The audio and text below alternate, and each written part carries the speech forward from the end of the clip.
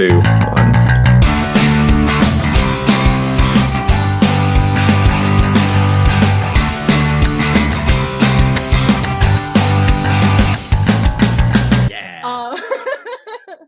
Hey everybody, welcome to another episode of On Beat Off Script. I am Brandito and I am joined by my co-hosts Mel and Bob. We got Bob today, which is wicked. Everybody's an everyday guy. Yeah, 100%. We got some decent things on the docket. We got a couple albums that we're going to be covering. We got Deer Ticks, June 5th release, a little alt rock with their new album Coinomatic.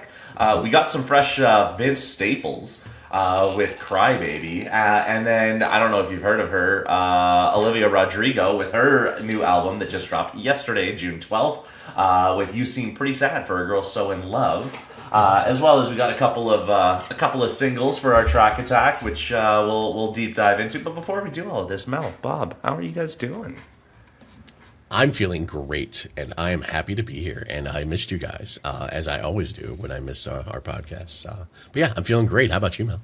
I'm good. I, for once in my life, got all of my podcast homework done last night, so this morning was spent reading and drinking coffee. It was really nice. What a great way to start my Saturday. So pleasant. Did you get a crossword puzzle in or anything like that? No, I was too focused. I'm like almost done with the series, and I'm like so lasered in on finishing this book. Only like 300 pages left, and I'm freaking them out.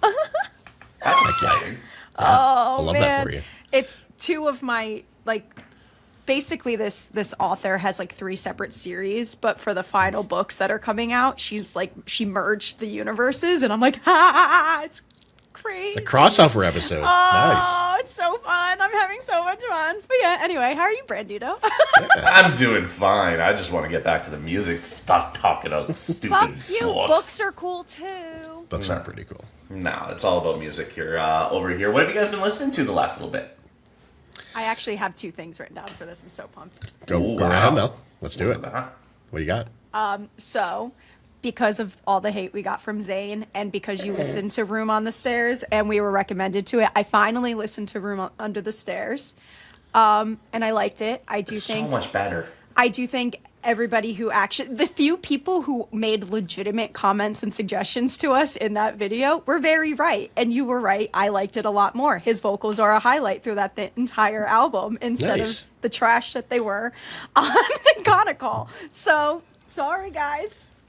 100%. Yeah, just reaffirmed my hatred for for Conical or whatever that we just fucking reviewed. It does make Conical just feel so much worse. Because Room Under the Stairs was actually like a pretty good album. Like it's, I'm not saying it's like revolutionary or anything like that, but like it is a good solid album, and Conical just didn't do that. It just his vocals were so much nicer to listen to under Room on the Stairs, and I felt like they were so like warped and ruined. And then the Maisie Peter albums that we were gonna review but didn't, I finally got to, and pretty obsessed with it. It's really fucking good. Like the track My Regards has been on repeat since, and like her 2 collabs on there, bangers. But yeah, anyway. Heck yeah. There you go. What about yourself, Bob? Nothing really much. I did start to got around to playing Expedition 33. I've been playing that a lot. And that game has a very, very good OST that's been kind of lauded within the game industry and the music industry over the last year. A lot of classical, like old school French style music with a lot of electronic, orchestral, like all sorts of great music. And I've been enjoying that throughout my gameplay. But I haven't listened to anything other than that. Other than our podcast homework. Yeah. Classic Bob. That's how I do. That's why I'm your everyman on the music podcast. Don't ever take my opinions into play. No, I think your opinions don't matter. Your opinions matter. No, they don't, but you're going to hear them anyway. They're just all bad. Yeah. But how about you, Brandon? What do you listen to? So on my new albums, like I said, I think I'm like at the end of March now, so I'm still getting caught up. I'm just perpetually behind, which is a lot of fun. But a couple of nice albums that I heard from a couple months ago. Underscores dropped their album, You, which was actually like really enjoyable. I had a lot of fun with that one. Hooray for the Riff Raff dropped a really nice album as well with Live Forever. That's a great name.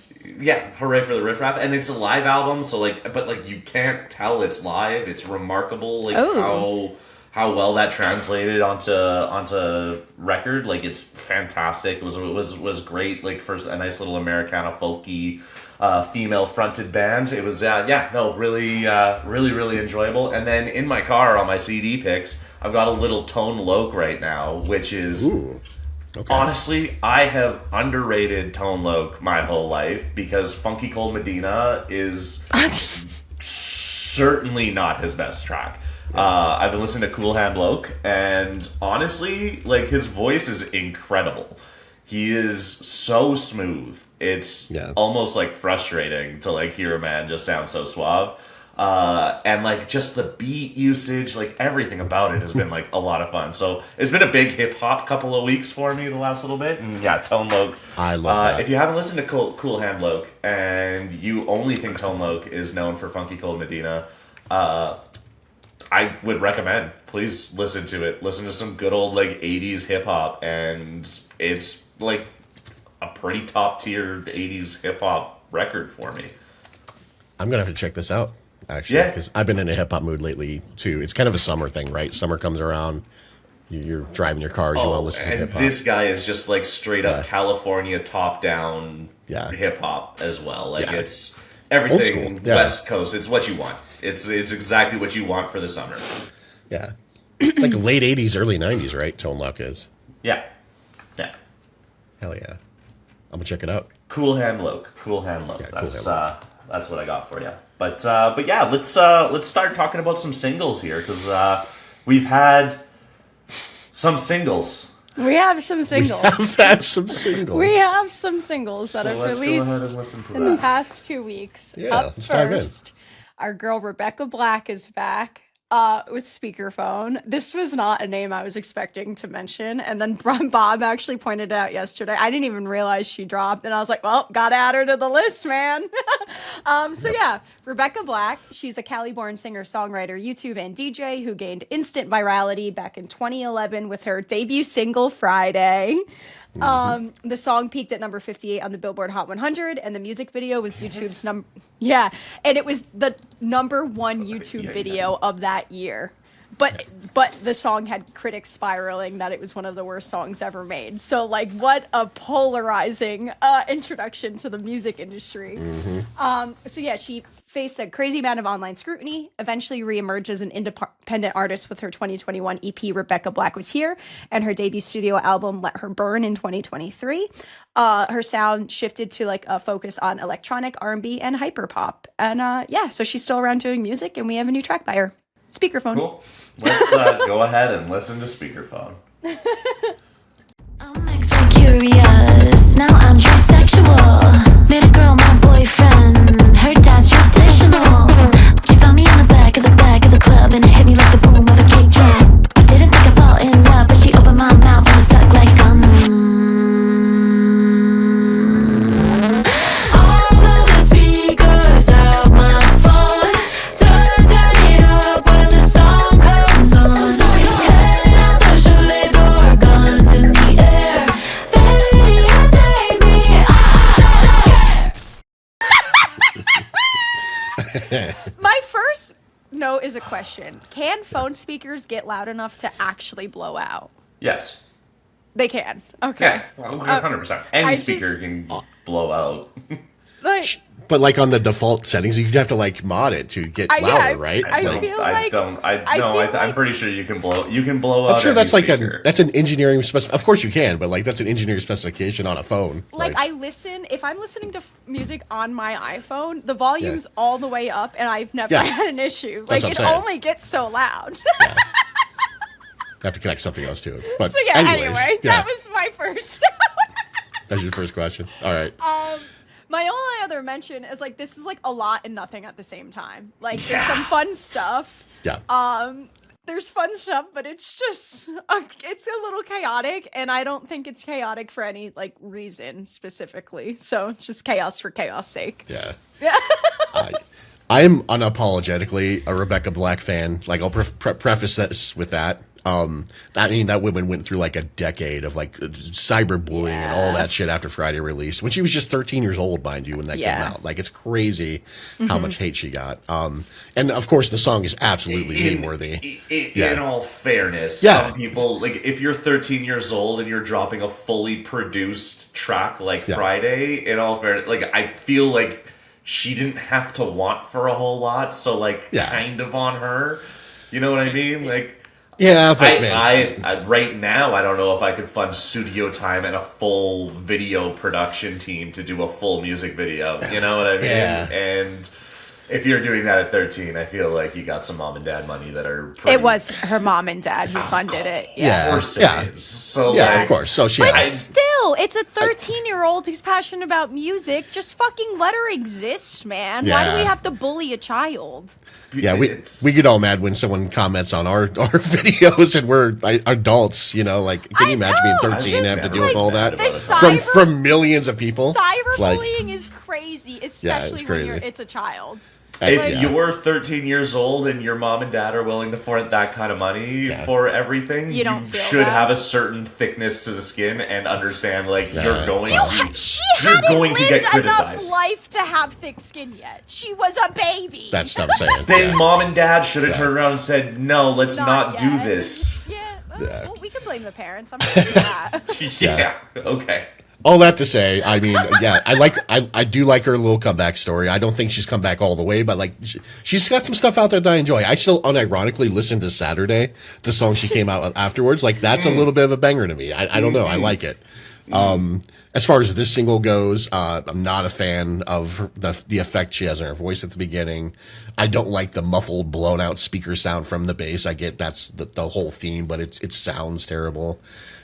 There's a lot of experimental stuff going on with this song. It just feels messy, incohesive, and I wanted to root for her and like it, but this is not it. For me. Not it. What do you think, Brandon? The fact that you said that you're still unironically a fan of Saturday is like one of those things. It's a guilty pleasure. You know what you said about like how like don't take anything that I say, like my opinion doesn't matter. Yeah. You judgy bitch. We're allowed to have guilty pleasures. It's a guilty pleasure. That should be one though. That's a fun song. I mean? Yeah. You know, Saturday's a fun song. It's like my guilty pleasure is methamphetamine. Like no, like that's not a good guilty pleasure. That's the bad one. Like you're not allowed to have that guilty pleasure. Comparing Rebecca Black to meth is crazy. That is a Speaking of cyberbullying, oh man. Anyways, so like honestly, I did like Salvation. I liked her album that she dropped last year. It was definitely like it felt like a recreation of like an actual artist. This really sat in this like whatever sort of EDM space. You get aggressive, like really broken drums, no melody whatsoever. This was just like beat fetishism with nothing else to soak in.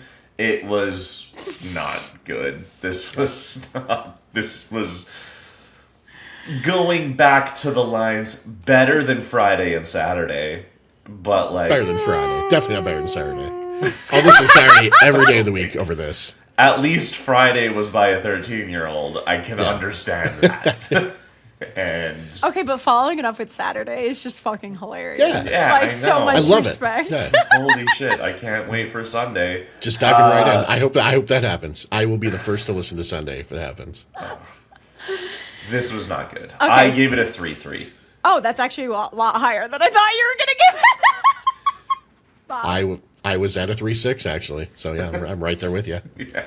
Wow, I gave her a little more credit. I'm at a 4.2. Yeah. It was just all it is just booming basses and talking at people with a filter. It's yeah. She's got it in her, just not here. she stuck to her theme. I mean, yeah. Maybe she's just not a single girly. Maybe she should just really focus on like the whole project as a whole because that seems to help her dial in what she needs to work on. Because Salvation, like I said, was a really solid album. So. This speakerphone was not great. I still believe in you, Rebecca. You got this. Also, speakerphone is usually like specifically like about phone calls. She doesn't actually talk about like the phone call aspect of it. She's talking about playing music on her speakerphone or on her phone speakers. On her yeah, phone speaker. it does. So Yeah. speakerphone also. Anyways, Now we're just I being also pedantic. think the Yeah, cover we're- art is Yeah. like a megaphone, which like there's a lot that just doesn't make sense. Like it's like a gold megaphone, I think. And I'm like, huh. So Yeah. what? I'm confused. Okay. There's a lot. There's a lot to like really deconstruct, and I don't know if she thought all the way through it, and it really shows. Yeah, I agree. Yeah. Anyways, Up next. Up next is Better Man one. by Slow Pulp. So yes, Slow Pulp is a 4-piece Chicago-based indie rock band formed in 2015 whose sound can be described as a blend of shoegaze, grunge, and lo-fi bedroom pop.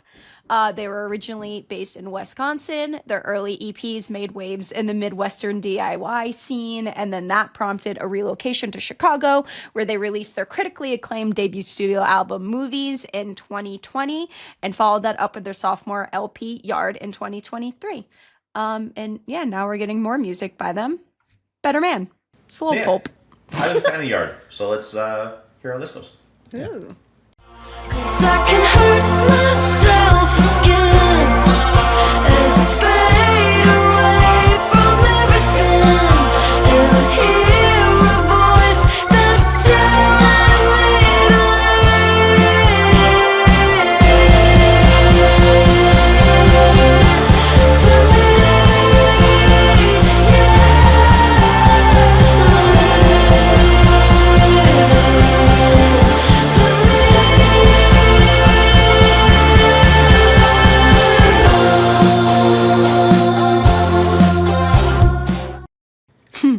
Cute. All right. So for me, like I'm into this sound. It gives instant boy genius vibes to me. But my problem is I don't love. It feels very safe. And when I listen to this, I don't want to go listen to more Slow Pulp. I want to go listen to Boy Genius instead because they've mastered that sound, if that makes sense. Like, so I like it in the sense that it made me want to listen to Phoebe Bridgers. But Okay. I don't know. Yeah. I feel bad. Well, I'll help bring it up a little. This is my favorite single of the week. I like this a lot. Okay. Interesting. Yeah. You would love Boy Genius. I apparently. The song dives in immediately. Like you got to be ready for this. It's like it's immediate with the drums, the guitars, all kind of go in the same chord there. Overall, I'm really enjoying the guitar work throughout, and really enjoying the vocals. I think they work well together. This is one of the ones I listened to a few times over and over again because I was just like, this is a vibe, and I'm feeling it. I don't want to leave that vibe yet. Like it feels like a solid song for the summer too. But yeah, I really enjoyed this. Yeah, I mean, like I said, I enjoyed Yard a decent bit, so I was definitely interested in what was going on here. This is just very, like, type A indie rock. Yeah. You know, like, you get chimey guitars, conventional rock songwriting. It doesn't feel overly inspirational as it does inspired. I really just wanted there to be so much more here, other than just those kind of dreamy guitars and sort of bare minimum vocals and songwriting. The song's pleasant to me, but, like, it really doesn't turn a needle like at all. You know, I listen to so much that's exactly like this, and it feels really mundane. You know, so it's just like I was really hoping for more. Okay. That was the biggest thing, and yeah, it just didn't really give me more ever. Yeah. It's not a bad song by any stretch, but it's just Yeah. not really original. It's not really. I still like it. I'm still gonna listen to it.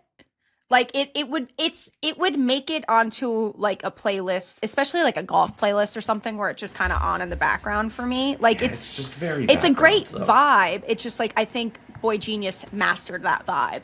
Like Yeah. Agreed. I'm So- right there with you. I gave it a 6-1. Okay. I'm a 6'6". I don't have like a lot of things to compare it to, so this feels fresher to me, and maybe that's why I liked it more. I gave it a 7.7. Nice. Yeah, Oh, you're- I know. I'm glad. I'm going to forward to listen to Boy Genius now because That's Yeah. fair. that Okay. actually really excites me that you like this vibe. Okay. Up next, Nightshift Superstar by Muse. So Muse is an English rock band from Devon, formed in '94, who's best known for their tracks Supermassive Black Hole and Uprising. Their sound can be described as a mix of alternative rock, space rock, and electronic. I don't know why I typed that weird. Okay, and they're known for pairing multi-octave falsetto vocals with heavily distorted guitar riffs and classically inspired piano arrangements. They boast 2 Grammys for Best Rock Album and 2 Brit Awards for Best British Live Act. And in 2007, they became the first band ever to sell at the new Wembley Stadium. I thought that was a cute little fun fact. And we're now getting their 10th studio album, The Wow Signal, on June 26th, and we'll be covering that on the next episode. So this is a little preview. Cool. Let's go ahead and listen. Nightshift Superstar by Muse. Rhythm breaks the chain, so unrestrained. Silence speaks for truth. I split in two. I'm just so consumed by you tonight. In the darkest dream, I need you one more time.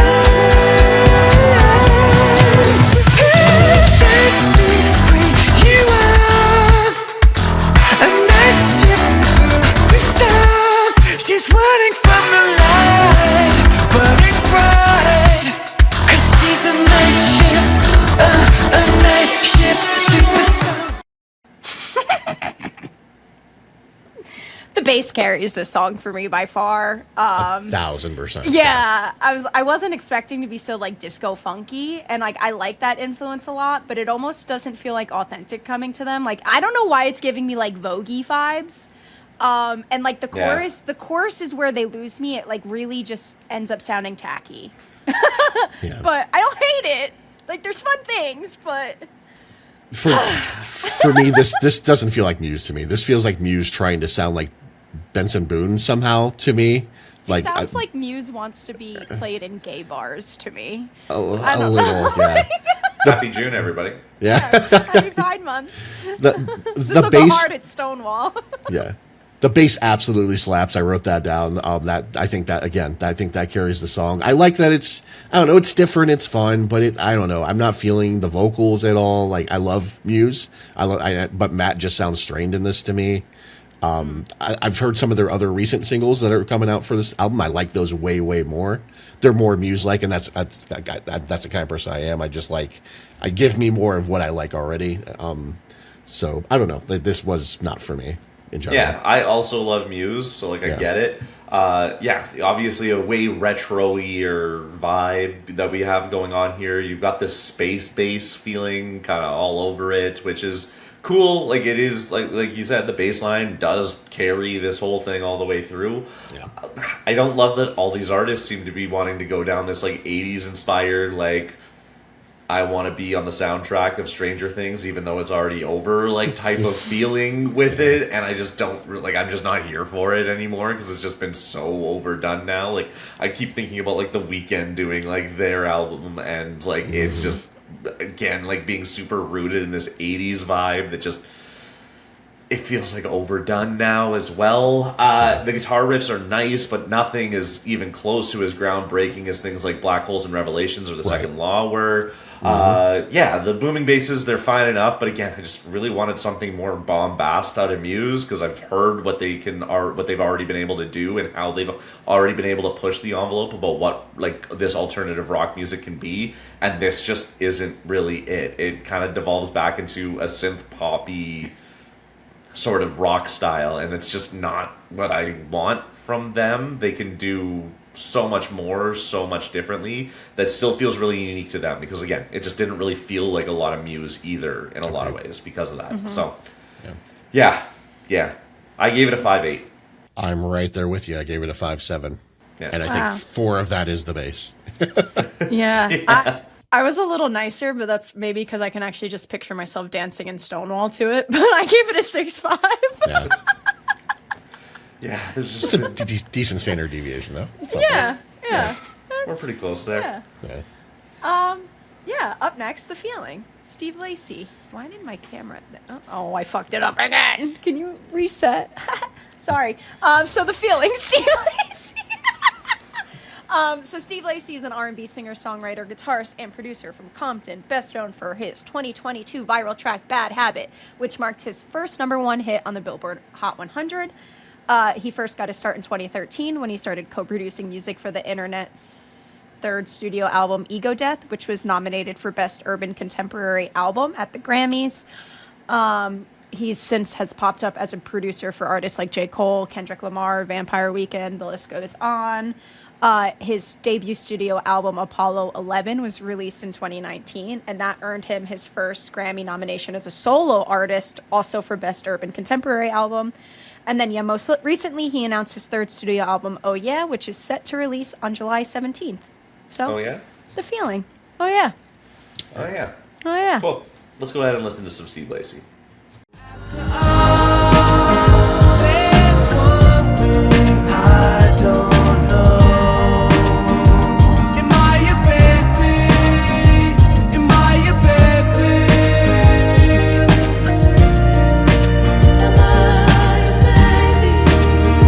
Am I your baby? Am I your baby? Am I your baby?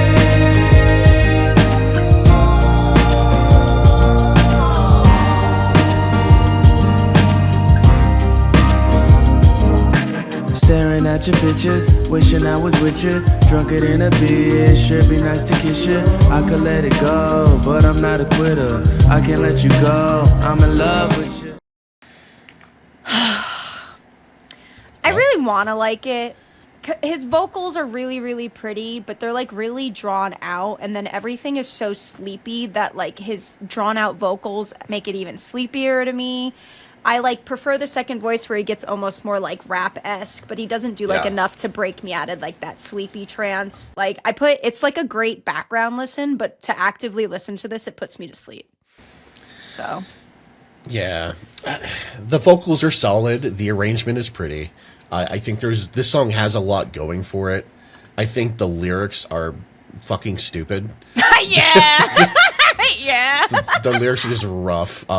We're going to play my favorite game. How many times was the word baby said in this song? Guesses, please. Guesses.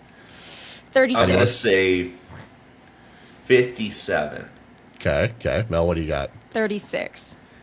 It was 33 times. The word baby said 33 times in this song. Also, the lyrics, when we fucked on your rug, had me floating like Aladdin, just had me laughing really hard. So that's great.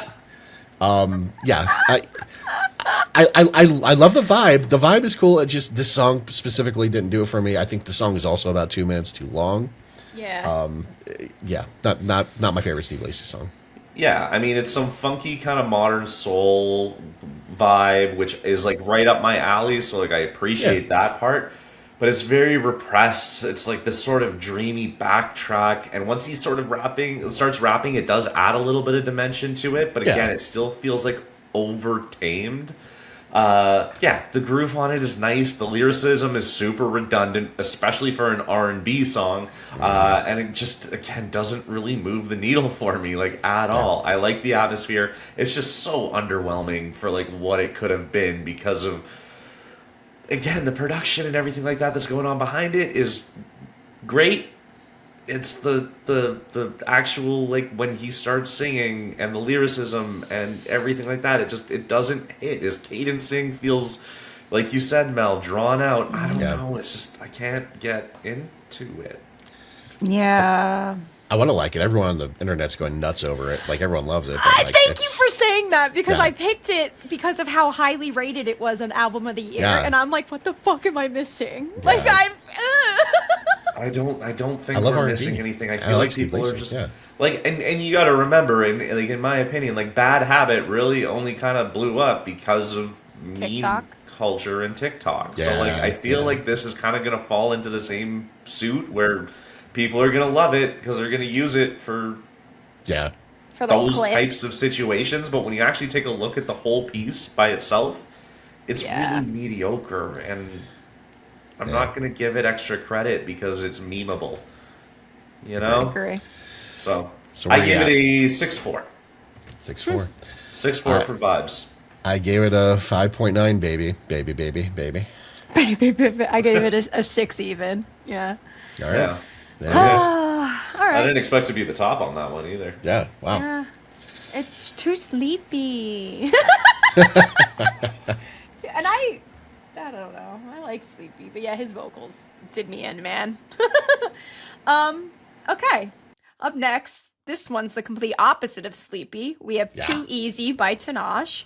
So Tinashe is a singer, songwriter, dancer, producer, and actress who's probably best known for her viral tracks Nasty and DJ Disco Line's remix version of No Broke Boys, which I think that's a banger. I fucking love that track.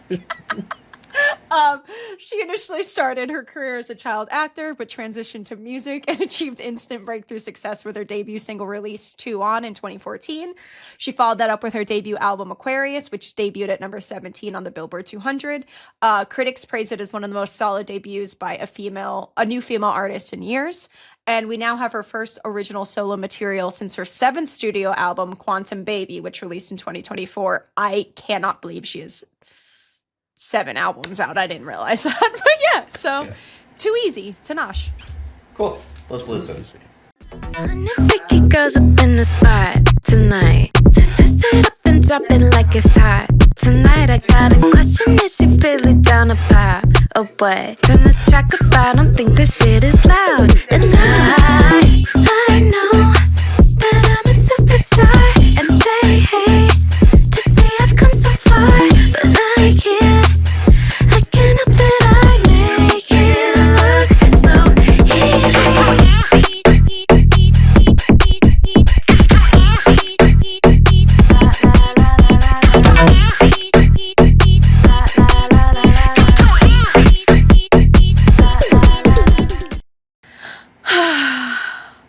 There's a lot of fun things happening. I think after being put to sleep by Steve, this definitely wakes me up, which I appreciate. I think her vocals are nice. And then after listening to Rebecca Black's attempt at Speakerphone, I have a better appreciation for this song now too, because like, again, there's a lot of things happening. I don't think there's a lot of substance, but I definitely think she nailed it over Rebecca Black. If I'm going to compare those two, if that makes sense. Yeah, that's fair. Yeah. Yeah, the production's solid compared to Rebecca Black's, absolutely. The vocal cadence is fun and pleasing. There's a lot going on there. I will say the way they put the word easy in there, easy was grating to me by the end, which is crazy because it's only a 2-man song. It's not even a 2-man song. It's like a minute and 54. I messaged you guys last night, like I'm going to be a hater during the singles. This is the song that got me there. I don't know, like I enjoyed it, but I didn't at the same time. Like it's something about it just missing for me. But what do you think, Brandon? Yeah, I mean, obviously we're a little bit more dancey, a bit more fun. We get some it's kind of like a laid back but up tempo dance track, you know? Like so like it's really interesting in the way that they kind of put it together. But again, it really is kind of banking just on the beat and doesn't really give you anything else. So it's a little bit more just kind of beat fetishism and really, really relies on that. There's not really a whole lot outside of it. So like it's fine. You're right, a lot better than Rebecca Black. But like that's only because of like the production work, not really because of the actual artistry that goes into it. Yeah. And so like it's kind of frustrating at the same time where I'm like, especially it's June. This should be like when people are throwing out their summer bangers. This is when like I'm looking for like a summer anthem that's actually going to like penetrate through, and like Tinashe is kind of like one of the artists that I think like could end up having a track like that, and this is just not it. It's just almost so reliant in just being a beat. I almost want to blame Charlie for it because I feel like everybody's trying to recreate like a Brat style something, but they're not almost even doing close. it. They're doing it so safely, and like the whole point of Brat is the fact that it actually pushed those boundaries. This doesn't do that. All it does is just kind of re-pump up a beat and be like, this is what you guys liked about Charlie. It's not. It's the fact that you had a lot more melody. You had everything kind of going on. You had the chaos that kind of interwove itself. This doesn't really do any of that. Also, like Charlie's lyricism too, like there's depth there. There's actual substance to grab 100%. onto. It's not just beats where like she's just saying too easy on repeat and like, okay, girl, I love that you're gassing yourself up, but like you need to give me more than that. I agree. I still like this more than most of the singles that we've covered, so I gave it a 6.6. Well, okay.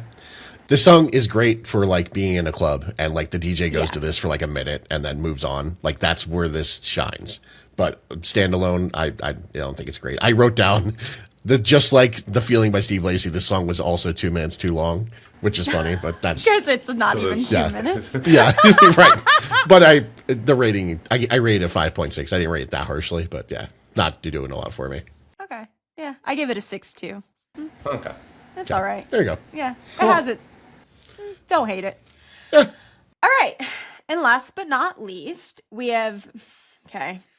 De Fleur. Thank you. De Fleur et Stromae. Thank you. I don't think. know how I to don't- speak. It's definitely French, I think, right? Yeah, De- 100%, De yes. Fleur de Stromae. I know how to say Stromae, but that's about it. Fleur. So yeah, by Tove Lo and Stromae. So Tove Lo is a Grammy-nominated Swedish singer-songwriter known for her raw, grunge-inspired pop music. Her autobiographical lyricism has led Rolling Stone to call her Sweden's darkest pop export. She rose to prominence in 2014 with her debut album Queen of the Clouds, that debuted at number 14 on the Billboard 200 chart. The album spawned the sleeper hits Habit Stay High, which peaked at number 3 on the Billboard Hot 100. And she's also known for co-writing hits with other artists, including Ellie Goulding's Love Me Like You Do and Lord's Handmade Dynamite. And now Stromae is a globally acclaimed Belgian singer, rapper, and songwriter who gained international success with his 2009 banger Alors on Danse. The track reached number 1 on charts across 20 European countries. His sound is best described as a blend of hip hop and electronic music, which is heavily influenced by Belgian new beat. And that led him to be donned the face of the new beat generation. So yeah, now they're coming together for some flower stuff. Fleurs. Des fleurs. De Fleur. Des Fleurs by Tove Lo, by the way. Oh, is that? Tove Lo? Tove Lo. Tove Lo? And I said what, Tove Lo? I'm embarrassing. I'm really embarrassing. Let's go ahead and listen. Des fleurs, toujours des fleurs, évidemment. Je veux pas me jeter des fleurs, mais je suis pas le pire des amants. D'ailleurs, si je t'en fais une, non, c'est pas que j'ai des sentiments. C'est juste que j'aime ta fleur, je voudrais qu'on passe un bon moment. C'est juste qu'on y met les formes un peu tout le temps. Du coup, ben tu le sais que j'aime tes formes, évidemment. Mais oui, ce que j'aime, c'est qu'elles sont hors normes tout bonnement. Ça vole pas très haut, mais je ne suis qu'un homme, évidemment. Évidemment. Bring me flowers. Bring your sweat to my bed tonight. Let's go hours. Bring your sweat to my bed tonight. I'm obsessed with that like rolling trill that she does. It tickles such an itch for me. I don't know why it's so satisfying. This is my favorite single of the week. I really like Stromae. I think his vocals are super, super satisfying. He's also like one of the best live performers I've ever seen. His like live performance was sick. So I was excited to see him here. Yeah, I really enjoyed it. Yeah. I thought it was fun. I love the piano and how it layers in with that very ear-pleasing beat. Like I could listen to that all day. I think that's one of the coolest beats I've heard in a long time. The song just feels cool in general. I don't know how to describe it well, but like it feels good. I told you guys I've been playing Expedition 33, which is very French based, so I'm an expert now in French lyrics. So let me pull out a couple of French lines real quick because I threw them through Google Translate. One of them says, "I don't want to blow my own trumpet, but I'm not the worst of lovers." Then the next line was, Not the worst of lovers. "Not the worst of lovers." Yeah. You know I love your curves, obviously. And yes, what I love is that they're extraordinary. Plain and simple. Sick. It's not exactly highbrow, but I'm only human. Is that really what it's not that's- highbrow? Yeah, not exactly highbrow. I mean, again, Google Translate, there might be a little bit of dialect there, but I love literal English translations. Yes. Translations. Makes me They happy. make me so fun. They make me yeah. so fun. But yeah, I like, this is my second favorite single. It's right behind Better Man for me, for Slow Nice. Pop. Slow Yeah. Pulp. Yeah. This is pretty. I mean, the bar was not necessarily the highest it's ever been. This is definitely my favorite, though. Yeah, the piano spot's really pretty. The vocals coming in like really deep on top of it was nice. The broken beat profile, I had to make sure that I noted that too because it works really well with that piano. How simple and clean that piano melody is with the broken beat underneath it was a whole thing. I just feel like all of these singles are so repressed. It still feels like nothing really breaks out on this track either, and that's really what I want. I want to get that like final like breakout track, and nothing really does that. There's no real summer jams here, and we're in summer, guys. Like, I don't know why everybody's sad or mad, and it's like it's just everybody's doing the same thing now. Yeah, again, it's fine, but again, it never really broke outside of the mold of being kind of dark and safe. And again, like, it's just everybody was so safe the last 2 weeks. Yeah. I want somebody to not be safe. Fair. So what'd you rate it? I gave it a 7-1. 7-1. Okay. I liked it a little bit more. I'm at 7-6. I this was unique enough for me, but yeah. I get what you're saying for sure. I'm at a 7.5. I also enjoyed it. Wow. Yeah. There you go. Well, there we have it, guys. That's our track attack. Everybody in the comment section, if you guys don't mind hitting subscribe and like, that would be appreciated. But also let us know. Comment.